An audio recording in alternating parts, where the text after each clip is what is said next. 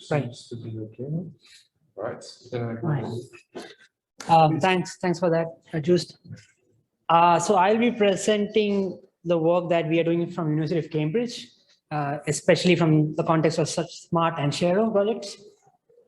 And the main theme is on data-driven approaches for smart materials, how we can use new algorithms and new ways of exploiting data to improve the performance of your materials, let's say. And there'll be essentially two themes here. One is on how you deal with nonlinearities in your materials, and second will be on how do you exploit these nonlinearities for additional functionalities. Starting with how you deal with nonlinearities. There are multiple ways of doing this. I will cover just few top ways of dealing with that we do in Cambridge. Starting with, let's just start with what kind of nonlinearities are there in soft materials. So typically you have hysteresis, which is very common in soft materials, which means that if you have a sensor or an actuator, there is a difference between the first cycle and the return cycle, which means that if you're using a sensor, you have two possible states in which the sensor could be in, and that needs to be resolved if you have to use it as a sensor. And then there's also drift, which is a temporal nonlinearity. So the behavior of your sensor or actuator slowly drifts over time. In reality, you have a combination of this with noise from the environment. There are multiple ways of dealing with these nonlinearities. One of them is by using quantity over quality. So what we propose is if we have a lot of poor quality sensors that can actually be combined together to give an equivalently good quality sensor. A simple illustrative example is shown here. So let's say you have a sensor with hysteresis, and you add another sensor which also has hysteresis but is slightly different from the other sensor. And then once you combine the information of these two sensors, you can resolve this binary conflict that you have. That's shown here. So, and the same applies for drift also. So in case of drift, your uncertainty is not over two states, but it's over a band of possible states. And when you add multiple sensors, what you do is you are narrowing down this uncertainty over this band. So in case of drift, you would need multiple sensors to actually resolve this to a single point or a single state. So if you're interested, look into this paper where we show that using multiple sensors can improve your sensing performance, even if the sensors are not that great. This is work done with EMPA. So another way of doing the same thing is using complex algorithms, which is typically using machine learning algorithms, which use temporal information for dealing with the nonlinearities. One example is LSTM, which is commonly used for natural language processing. So we can use these complex machine learning networks also for dealing with the nonlinearities. This is what we will be doing in the tutorial tomorrow. So if you guys are interested, we will talk more details of this tomorrow. But I'll just show what we can do with it. So we can use these soft sensors to do force control. And the cool thing is these sensors by itself are really poor. So they have really bad behavior over time. But once you combine this with this complex networks, you can essentially develop force sensors, as you can see here. And they're very cheap compared to commercial force sensors. And this can be scaled really well also. So you can have like a 6-axis force sensor, which is really cheap to manufacture, but also very tunable. So these are right now estimating forces at the tip, but since it's a soft sensor, you can always train it to even estimate forces at any position in your finger itself, if that's clear. Right. Right now I gave examples of estimating really low dimensional quantities. So for example, in the previous case, it was force sensing, and the one before it was bending. But if you think about a soft robot, it has multiple, it has high degrees of freedom. So when you are contacting the environment, there are like infinitely high possible states that it can go to, which means these kind of low dimensional predictive models are not very useful unless you are doing this particular task.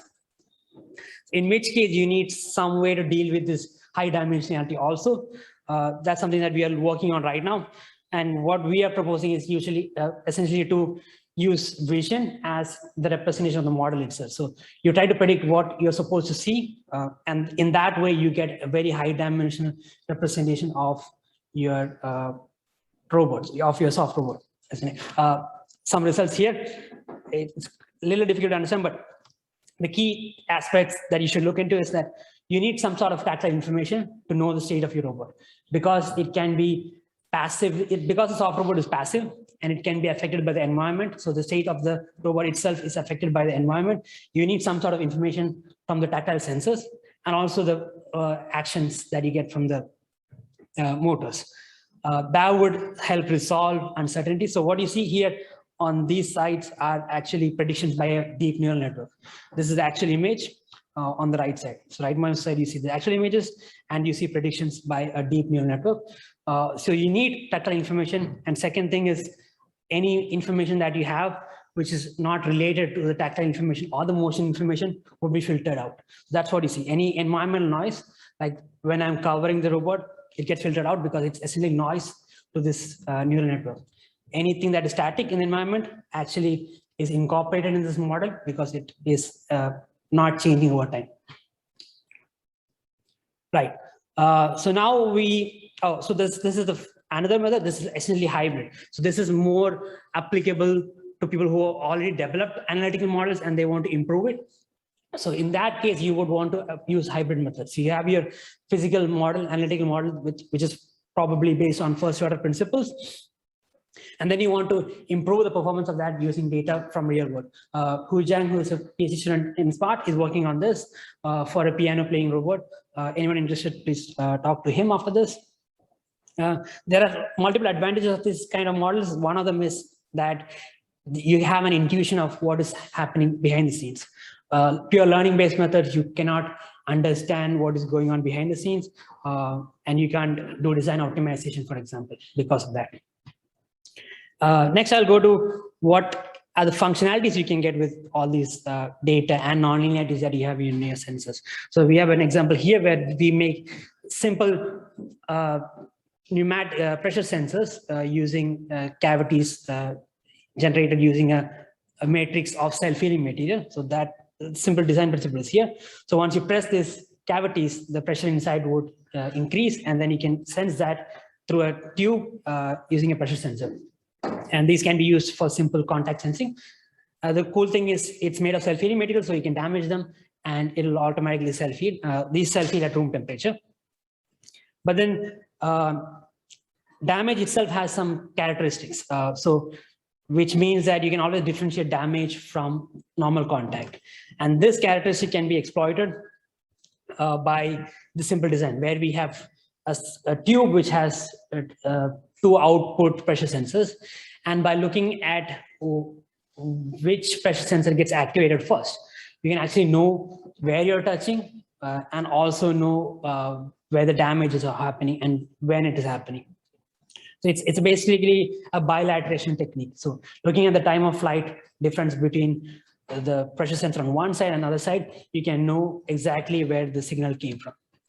And you can use that to develop, you can scale it up really well. You can scale it to a two-dimensional shape and also use that to detect damage over a large area. A simple example is here. One thing that I mentioned is you have to have very high sampling rate because information travels at the speed of sound, which is pretty high, but it's not as high as speed of light. But so you need a good sampling rate to know where the contact or damage occurred. Another way of structuring your information is done by Leone Costi, who's also a PhD student in Smart. So he worked on the interface between the sensor and the environment. So he's trying to investigate how we can change the properties of the interface so that you can get additional information. Very much like our skin. So here he is stiffening the interface between the sensor and the environment to gather different information about what is happening in the environment. And here it's a simple classification task which is being performed.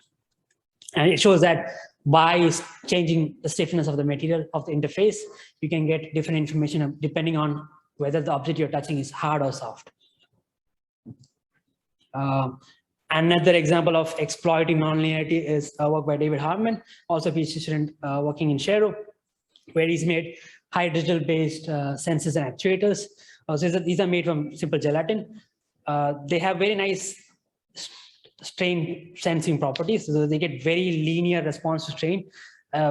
We believe because it has, for some reason, it has no response to area changes. So if you apply any pressure to it, there's no change in the electrical conductivity, but it just changes to this. The resistance changes just by changes in length. So you get very linear response to strain. So it's very good for strain sensing applications, but being a hydrogel, it is very sensitive to environment factors. So it changes its properties based on temperature and humidity, which means even though they have very high, very good response to strain, over long periods, you get, you need to recalibrate your sensors, which is not very good. But then again, this can actually be exploited by using multiple sensors, for example. So you can use multiple of sensors of these kinds and then actually predict what is the temperature and what is the humidity in the environment. So in one way, you can use these sensors not just to measure strain, but also humidity and temperature in the environment. So that there you get the multifunctionality. And once you can do that, actually you can compensate for this also. Once you can predict what the temperature and the humidity in the environment is, then you can actually predict how the sensors would have responded and then actually compensate for it completely, which means that you can use them as the strain sensors as before, but all you need is multiple sensors to do that. Yeah, that's it from University of Cambridge. Now I give it to Seppe. I'll take the questions in the end. Thanks. I'll just check if I can get like a pointer. Okay. So I'll do a bit the same, but for the VUB side. So I'll give the update of the work that we do, and it's mainly on self-healing robots. So self-healing materials in soft robots, because that's what the VUB is doing in these different projects. So I'll give a bit of an overview. I don't go in depth, but the people that are doing the actual research, they're also present here in the winter school, so you can always just talk with them. Joost did already give an update on the material side, so I will focus a bit more on the robotics, but also explain a bit how the materials are actually related or how it works. But first, I give an introduction why these self-healing robots, why we actually need it. So it was in the beginning of the SMART project, yeah, we wanted to also search on where do these soft robots actually fail. And it's sometimes a bit of a challenging job because nobody is writing in their papers, well, my robot is breaking down after a limited amount of time. But if you talk to researchers, then you really see in the academic, in academics, that these soft robots, they fail, and there are different conditions. So they fail due to overloading. So basically, for example, as a pneumatic system, if you pressurize it too much, eventually it bursts. They fail due to fatigue, which is the formation of micro cracks that propagate into larger cracks. And that's because these materials from which they are developed, the soft materials, yeah, they are moving, deforming a lot, and eventually this fatigue occurs. Then sharp objects, soft materials, they're fairly safe, and they can adapt to objects in which they are in contact with. So soft grippers can handle soft objects with great care, but sharp objects, they really damage these robots. And if you are going to use these soft robots in environments we live in so that they can really help us in daily tasks, they will also be subjected to these very sharp objects. And then also very important is delamination. So if you're making soft robots in different manufacturing stage, molding stage, or use different materials inside of one design because you want to get an isotropic deformation, then eventually at these interfaces, these materials also break. In the workshop on these McKibben muscles, it was also mentioned at the interface between these hard fittings and the soft parts, the robots fail. And it's of course important for the future that we make long-living soft robots, not only for economical value, but also for ecological purposes, so that we don't end up with a big pile of broken soft robots. And so we gathered all this information in the first review paper that we published with the Shiro Consortium, which is on self-healing materials for soft robots, but part is on where do these robotic systems actually fail. So the idea is then, how can we deal with it? Well, let's just make them out of self-healing materials, and the materials that are developed by the VUB are based on the Diels-Alder chemistry. So Joost already explained it. If I press here, does it start?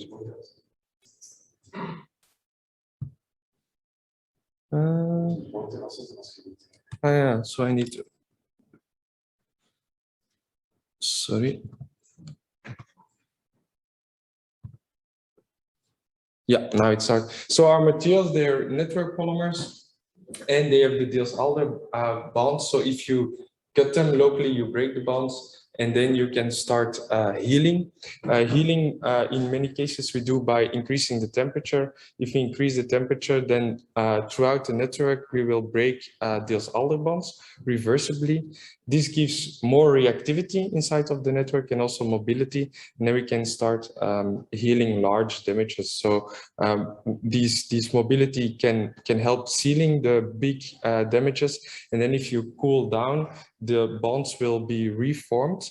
So you actually reform them throughout the network, but also at the location of the damage, and you will heal these damages completely. So it's completely healed, meaning that also damage can be healed multiple times. And this is important because the damaging conditions that I mentioned, they do occur often at the same location.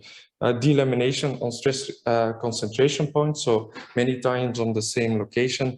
Damaging via sharp objects, usually on the locations which are in contact with sharp objects. So for grippers, it's the inner side of the gripper.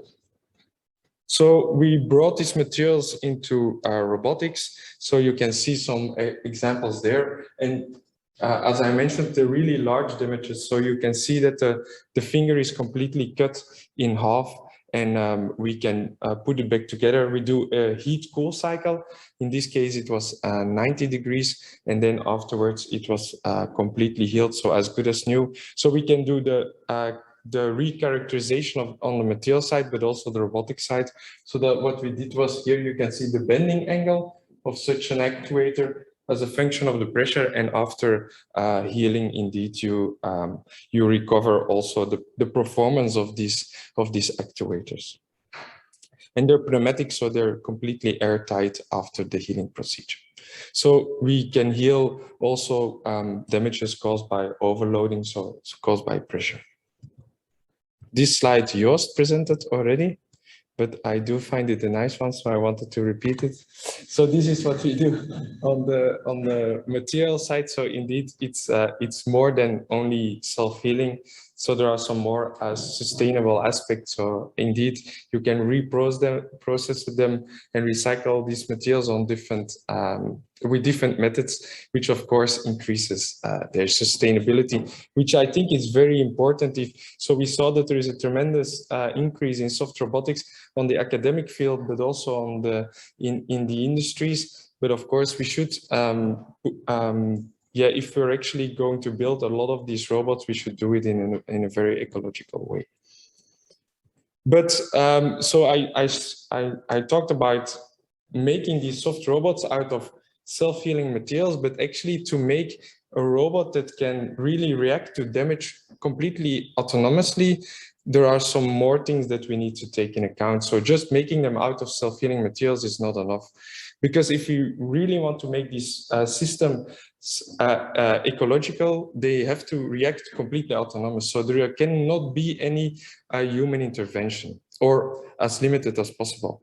So therefore, there are some aspects, other aspects that we try to tackle in the Shiro and the Smart project, and I will go through them. So it's damage detection, which is very important.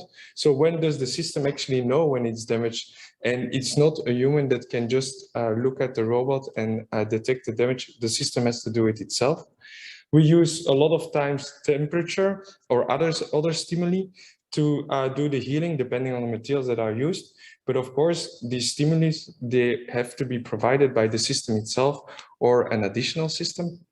And then I want to also talk about some more advantages of these materials that we use and that we also present in these projects. And of course, it's not something that we do with a small team. So you can see that over the years, the team grew quite a lot. Most of them are present here in the winter school. And it's a combination of two research groups at the Vrije Universiteit Brussels.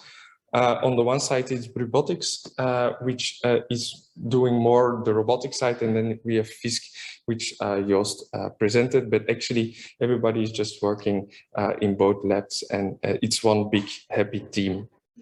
So I will present all the individual work, and I always put a picture there so you can find these people in the winter school if you want to talk a bit in detail. So on the damage detection level, Ellen is doing great work because she's developing self-healing sensors, which can eventually be integrated in our soft robotics, self-healing soft robots. And we also presented it in the workshop. So basically, due to great developments on a material level, we have now materials that are non-conductive and self-healing, Diels-Alder-based, but also materials that are conductive because there are some carbon particles inside of them. And what we can then do is, using these two materials, we can develop sensors which are completely self-healing. So we develop strain sensors. So if you elongate them or deform them, you will see a difference in the resistance. And then also capacitive sensors, so which are like sandwiched these two materials, and then you can press it, and so we can detect touch and force based on the change in the capacity. And you can cut these sensors completely in half and put it back together, and everything will heal. And afterwards, that's what you can see on the slide below, the signal is also recovered. So on the left, you see the sensor signal, and it's so the measured relative resistance before damage, and on the right side after damage. So you can really see that these large damages can be completely healed. So it's not published yet, but we're working on a paper, and this is how it looks like. So if you see on more the molecular level, then you see that there is also another advantage. So because these two materials, the conductive material and the non-conductive material, are made out of these Diels-Alder polymers, they can also be covalently binded together. And this creates a strong interface between the fiber or the conductive material and the matrix. And therefore, the sensor is really well embedded and will follow the deformation. And this is a very important characteristic that you want with a sensor. And of course, it's also good for robust sensors. So the sensor will not slide inside of these materials and will be embedded for a long time. And yeah, we cut it completely in half, put it back together, heat cool. It's 90 degrees for 45 minutes, and then everything is again as good as new. Then on the material level, we did also some improvements. So what we did was making materials that can also heal at room temperature. So Joost presented them already. So we looked at how we can improve these network compositions. We made an excess of furan, so one of the two reactive components in our Diels-Alder network system, and this really increased the reaction rate of our materials, and therefore we were actually able to heal at room temperature and have materials which have strong mechanical strength, which is also required in robotics. Playing well. But I wanted to also present this. This is also part of the review paper that I mentioned. I think it's important if we want to target the actual applications of soft robotics, which are now entering industries, which are soft robots in manufacturing, for example. So robots which can be used in factories for safe human robot manufacturing, or in the creepers for pick and place for in agri-food and so on. We really want to have self-healing materials which are also strong enough, because these robotic systems, they actually are they're picking up things, and so they need to actually have a high mechanical strength. And this is still a bit problematic in the self-healing materials field, because combining high mechanical strength with fast and low temperature healing is still a big challenge. So there are some exceptional papers where they combine it with novel chemistries and so on. But in general, there is a big trade-off between fast and low temperature healing and high mechanical strength. So that's why I don't only want to focus on these autonomous self-healing materials, but also on non-autonomous self-healing materials. And these are the materials that require stimulus. However, I think that in the robotics itself, a solution can be found. And this is something that Reza did. So he integrated actually a flexible heater inside of our soft robotic system. So in this case, it's a finger or a bending actuator, and he embedded a conductive self-healing material inside.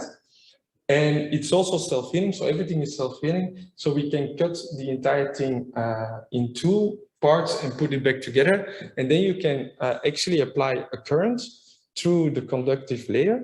It heats up, because if you bring it back in contact, you can already have a current flow. So it heats up the material, and then it also heals it.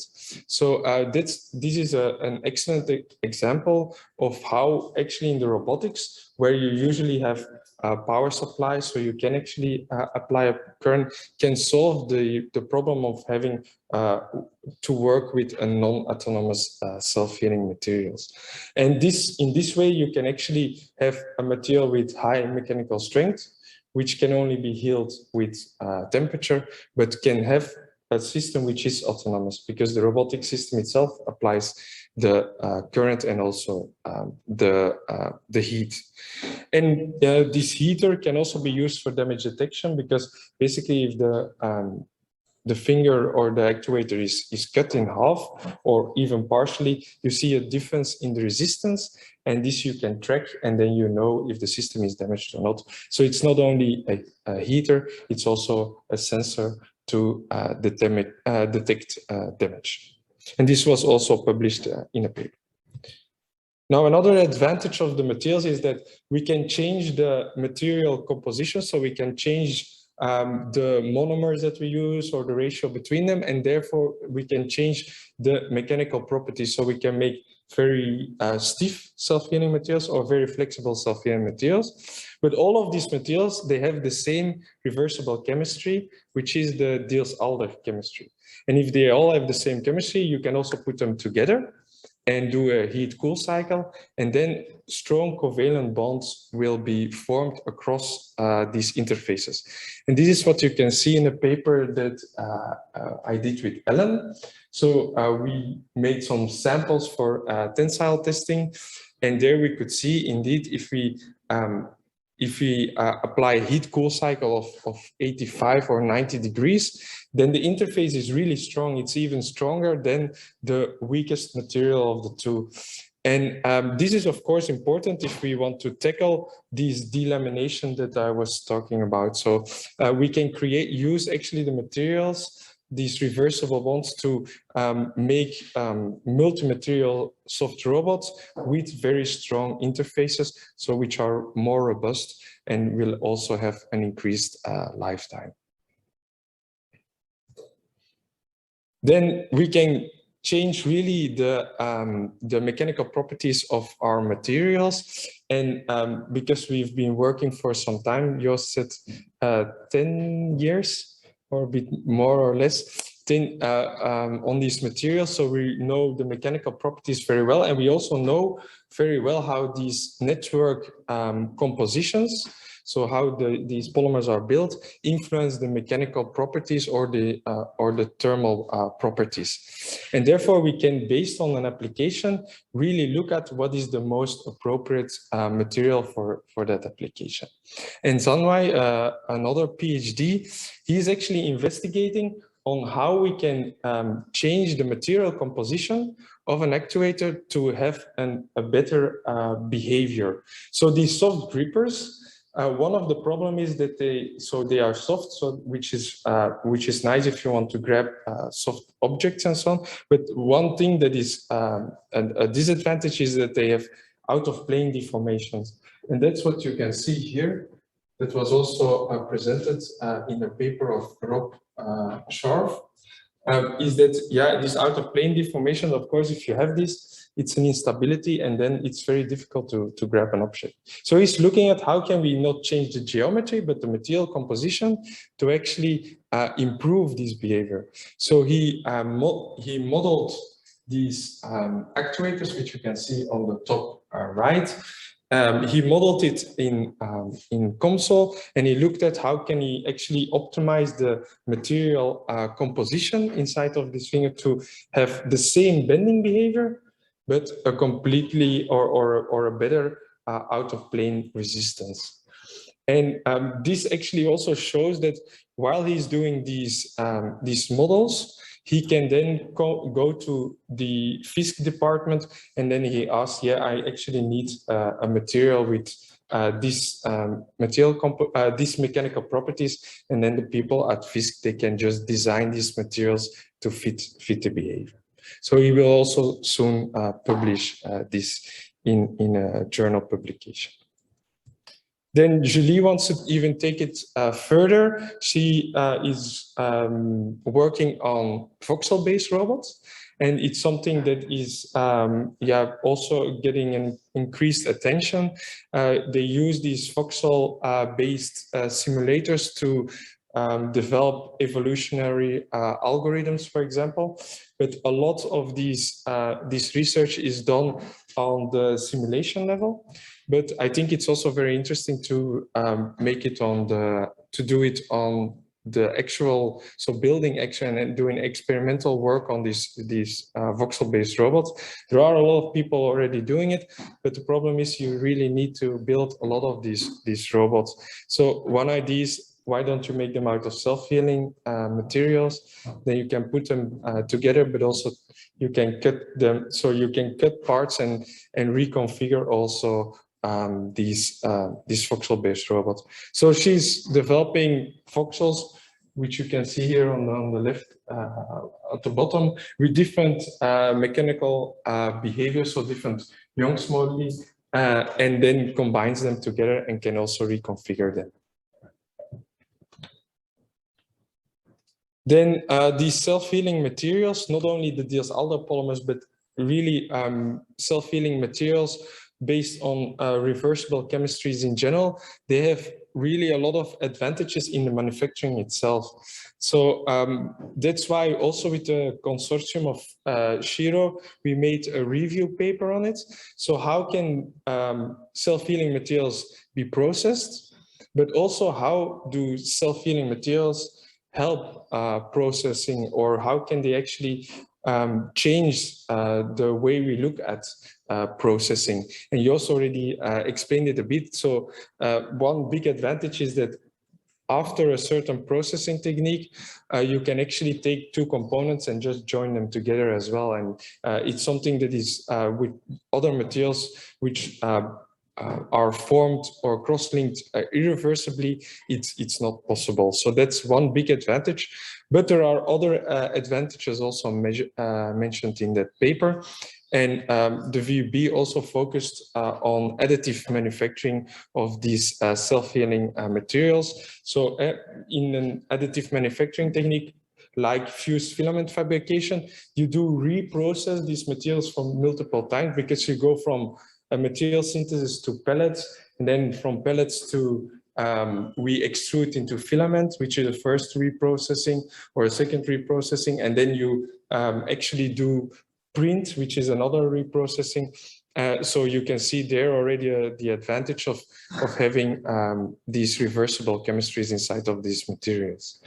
So this is something that Ellen did, and Leonard is also focusing on in his PhD some a bit more.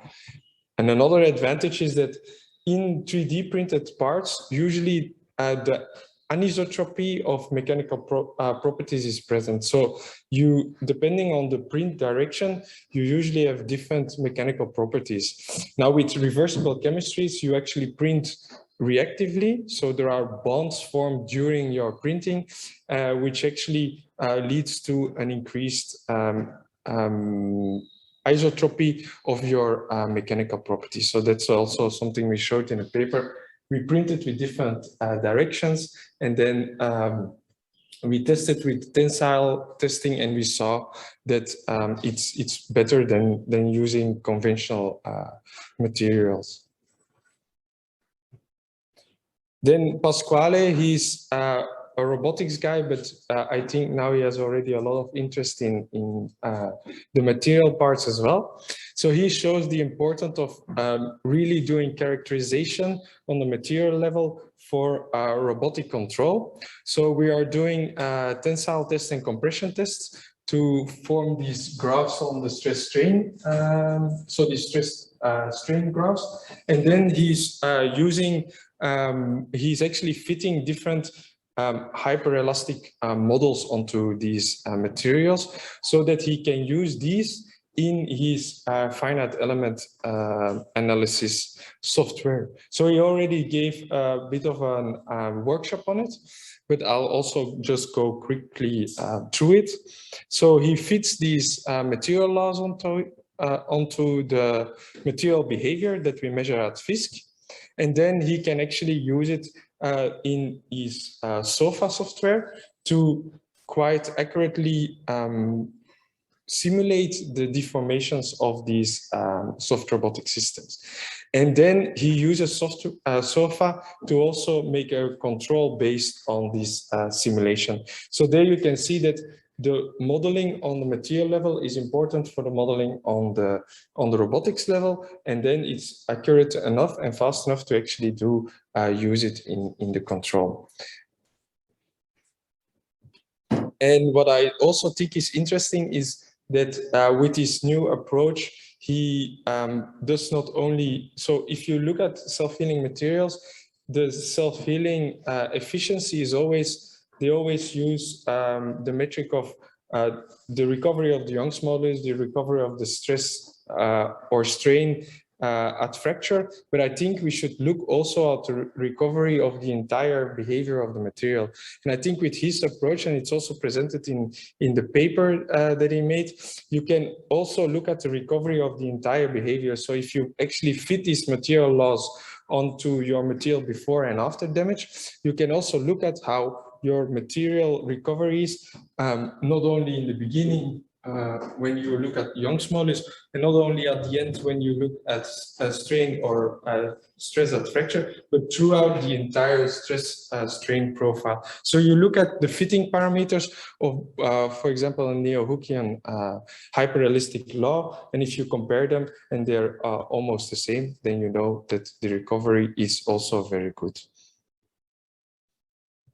Then Marwa is studying actually, so we do a lot on self-healing materials, how we can actually deal with damage. But I think it's also very important to look at how we actually prevent damage or prevent catastrophic damage. So what she's been doing is she's using material composition. So instead of using a single material, she used multiple materials, and then using different geometries, she's looking at how can we actually improve the toughness of these multi-materials.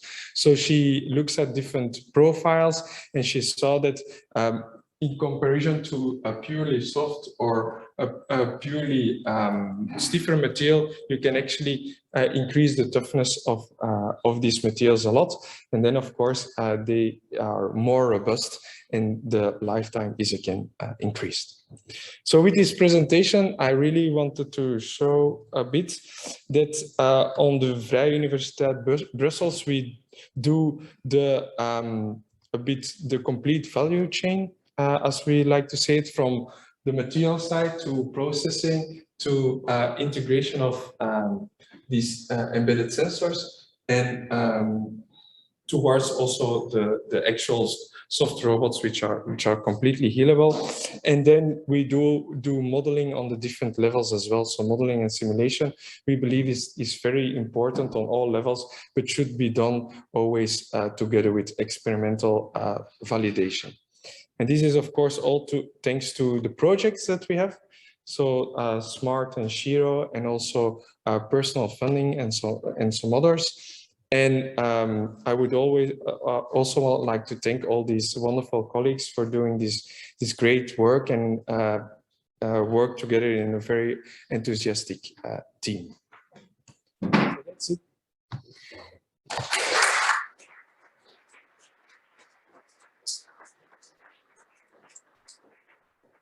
All right, so the floor is open for questions, both for Thomas and for Seppe. Or also online. Yeah, and this one. I know, of course. It's a practical question. If there's no question at the moment, I actually have maybe one question for Thomas already. So at the VUB, we're working with piezoresistive sensors. You're working with different sensor types or ways for damage detection in general. First, we noticed that if you bring, of course, electrical contacts back into contact, you quite fast recover the electrical conductivity, but you may not have a fully healed material yet. Is there a way, or is there a good sensor system for not only for damage detection and localization, but also for rehabilitation or for evaluation of the healing process itself? Right. That's a good question, and I think that's what we are investigating right now to evaluate how severe the damage is. And the only correct way of doing it is by probing. You have to take some actions to know the extent of damage. I don't think there's a way to avoid that, either external actions or some way of internal actuation.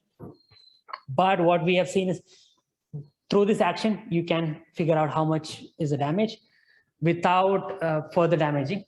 And then we can decide whether we need a healing cycle or not based on this extent of damage. So that's the work that is ongoing with Seppe right now. And it looks promising.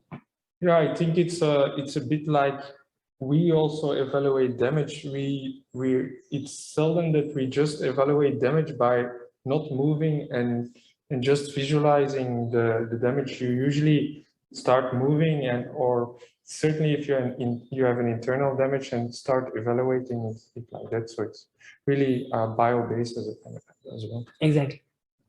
All right, thank you. I have a question for Thomas. So there was one point in the beginning of your presentation, you mentioned about the modeling of the sensors. Mm-hmm. So you mentioned there that you used LSTM for modeling that part.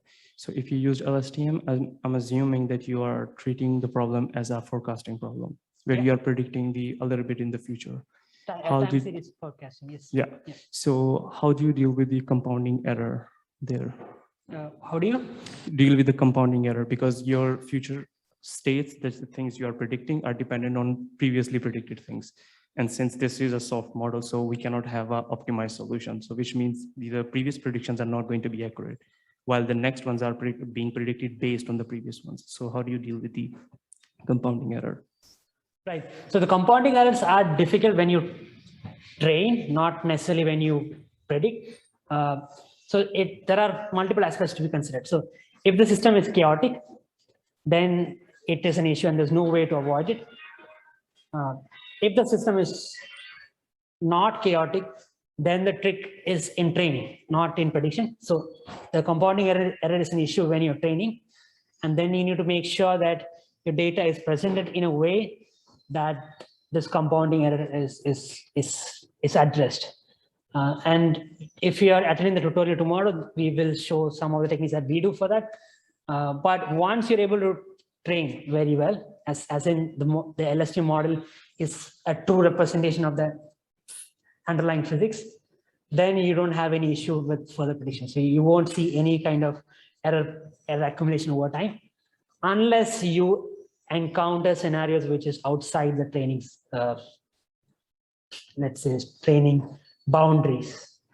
So if you are encountering scenarios which is outside that boundary, then there's a possibility that errors accumulate over time, in which case you have to do something like a reset and then start over it. That makes sense. And then I have another question, sorry, for Seppe, about the damage detection. So in Reza's work, you mentioned it that even if there is a small damage or there is a cut, you're able to differentiate it. But in previous slides, where you mentioned that for resistive test, for resistive way of detecting whether the damage or capacitive, in both times you detect the damage when it is fully cut.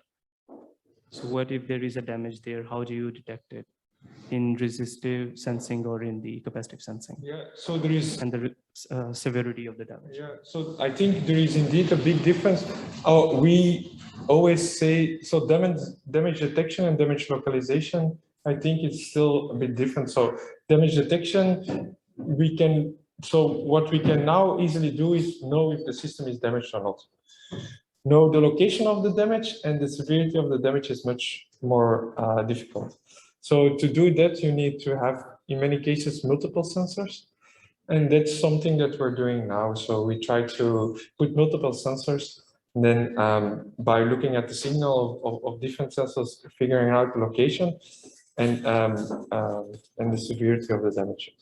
But it's more challenging, and it's also the challenge is putting multiple sensors inside of one single robotics part, which has small enough dimensions. I mean, scaling this is also very, very challenging. So and then the question is, I think it will depend a bit on the application itself, if you always need to know the actual location of the damage or not. If you know if it's damaged or not, and the entire thing heals, in many applications, I think it's not even needed to know that. We also have one online which is related. There is indeed a related question online. I'll read it out. So your damage tests seem to be static. You cut a sample, then you leave it there and it heals. What happens if a sample gets damaged, cut or something else, while functioning? Will it be able to self-heal during operation effects? So the damages that we do are not only static. So we also do the damages while operating, but the healing is static. So so basically, if you want to heal, you need to recover the material strength, and you can only recover it while being in contact.